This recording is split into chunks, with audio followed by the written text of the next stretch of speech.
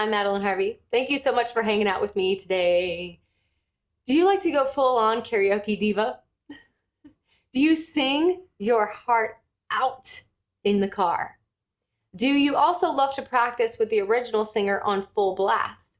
Well, if you do, you might be forcing your voice. So in today's video, we're going to talk about some antidotes to that with some really hard vocal exercises that are built to give you a really impressive dynamic range. So if you like today's video, please be sure to give it a thumbs up and click that subscribe button below. I would love to see you here more often. The video that you're about to see was taken as a clip from a live lesson that was shot earlier today. If you'd like to watch the entire live and participate in the multiple exercises included in today's live, then I invite you to click that join button below and become a member of this channel. As a member, you'll have exclusive access to all of our lives that we do every Monday and Thursday at 12 p.m. Central Standard Time. So again, just click that join button. It's only $4.99 a month, and your contribution helps to support our channel. That way we can continue to deliver awesome vocal content for you. You ready to get started? Here we go.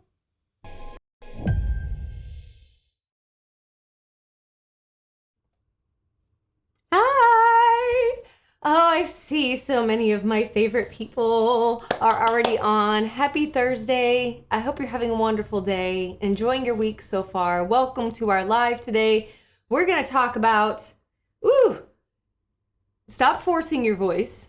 If you're one of those singers that tends to just really enjoy singing loud, or that really struggles with blending the voice or feeling comfortable or safe in your voice, or if you find yourself sort of singing loud, over singing in the car maybe, or singing with the radio on full blast, this is a live for you. Now we're going to keep it really simple, because what I want to do is I'd like you to be smart as singers. I love you to know why we're doing the things that we're doing, but when it comes to application, we want to be practical and we want to be simple. That way you walk away from today's live feeling like you've got the tools and you understand your voice a little bit more.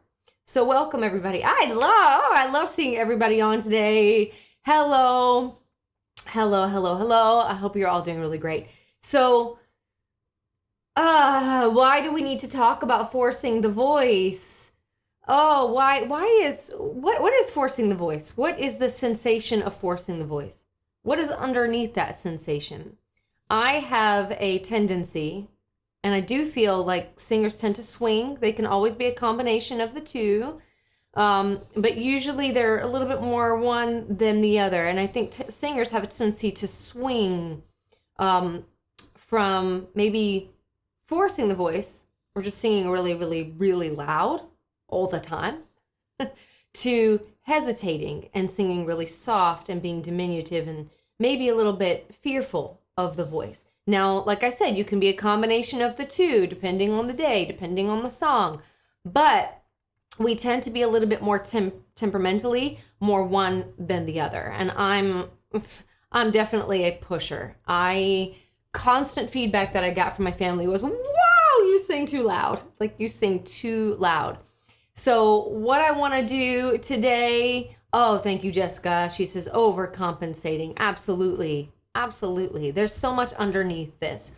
But what I want to do today is get back to a more subtle space with the voice so that when we are singing, we feel that we can be dynamic, which I think dynamic range, the ability to sing loud and soft and everything in between without the voice breaking, is so much harder than pitch range. Pitch range is not so hard to develop. Dynamic range, on the other hand, totally different ball game. So I just want to say first and foremost, how do you know you're forcing? Like, if we can get accustomed to forcing, how do we know we're even doing it? Now, here's some really common ways that people force their voice and they don't know it. One is that they just sing with the radio on loud. That's me.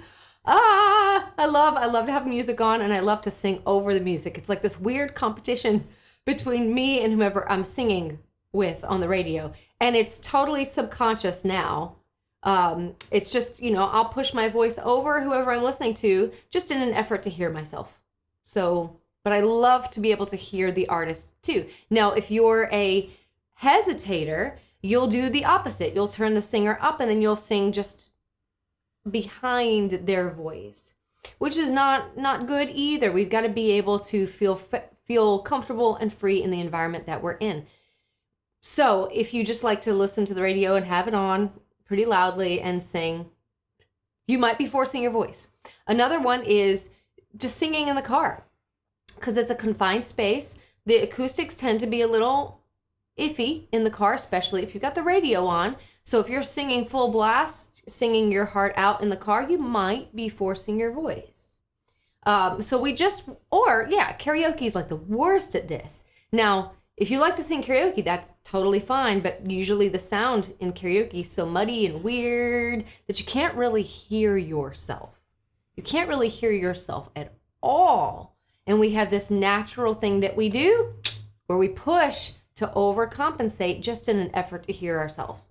So what I want to do today is target the voice. If you have a tendency to overcompensate, like Jessica says, I want to dive right into where the voice might be the weakest, which is towards that softer side of the voice. And we're just going to play a little dynamically right there.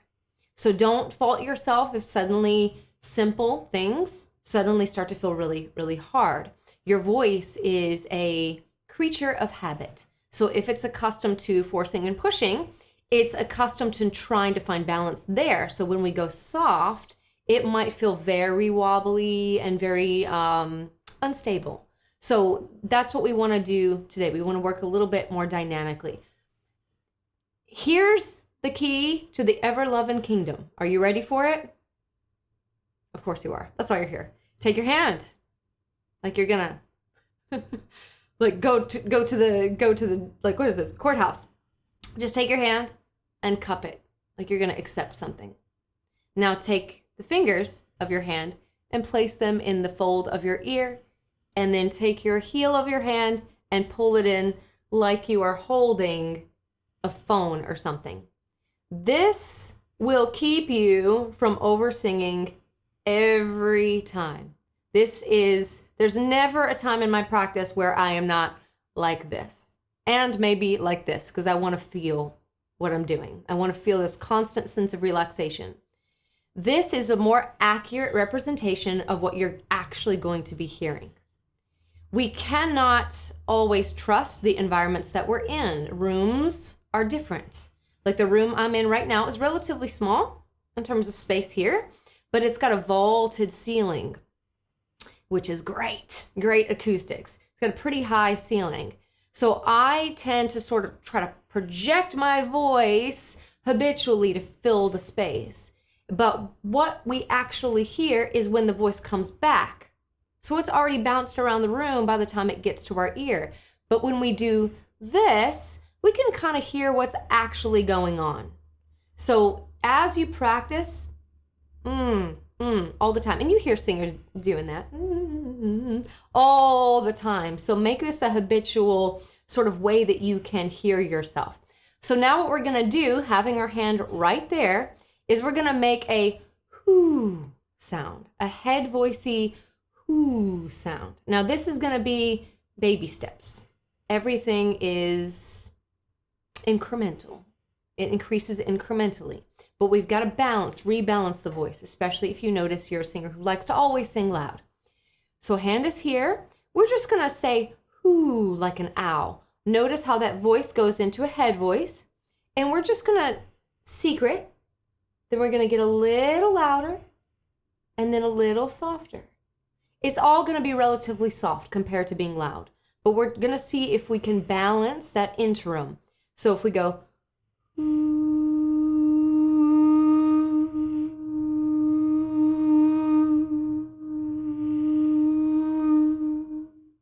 good. It's like little crescendo, which means gradually grow louder, and a little decrescendo, gradually grow softer.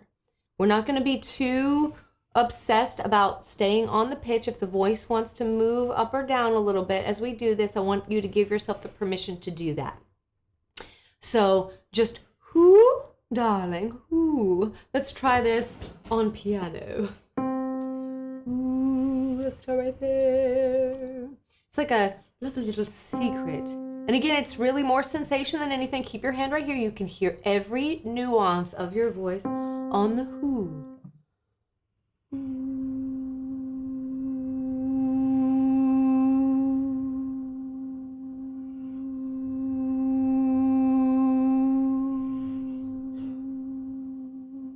Good.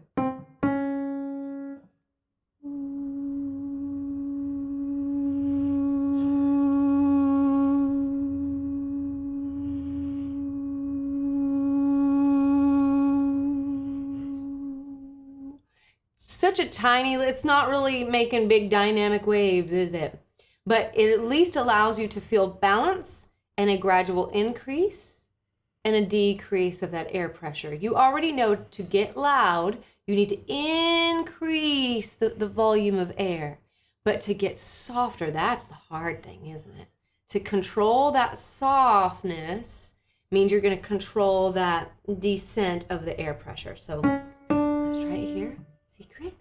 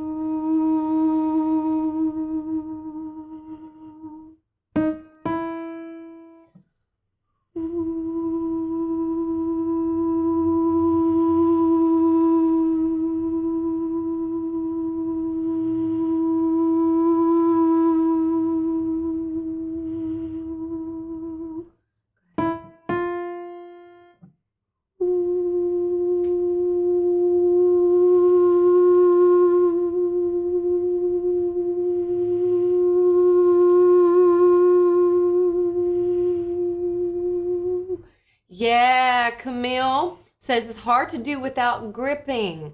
Absolutely, and that lets us know something, doesn't it? That, and I bet you it's when you're day crescendoing, when you go to get softer again. Yes, try to keep these muscles from grabbing a hold of it. This is why we're doing it. Whoo. And Nicole says voice is getting tired easily is a sign for me. Yeah, absolutely. Well, I think that's if you're singing too loud, isn't it? So keep it very, very simple. Very simple. Here we go.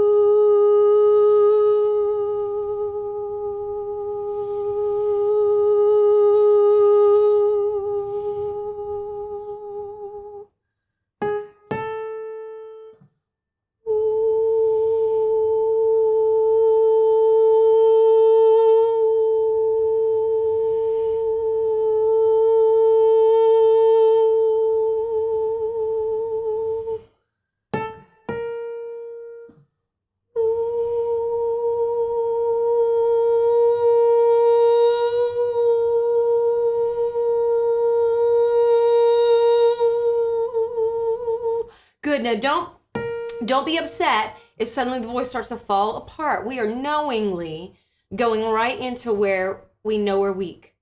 We know that this is kind of uncharted territory. This might be the part of our voice that gives us the most anxiety.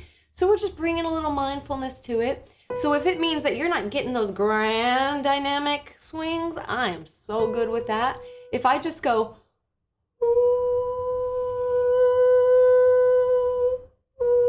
like if that's where I find the most challenge at just trying to balance, I'm just going to focus right there. It's not a big deal. Keep it real simple for yourself.